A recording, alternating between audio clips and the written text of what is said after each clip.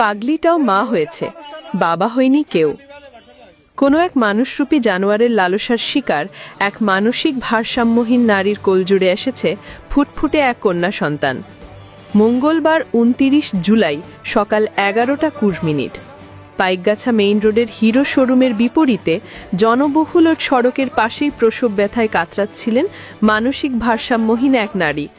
কেউ তাকে চেনেন না, জানেন না কোথা থেকে এসেছেন, তবুও মানুষের ভালোবাসা তার জন্য থেমে থাকেনি।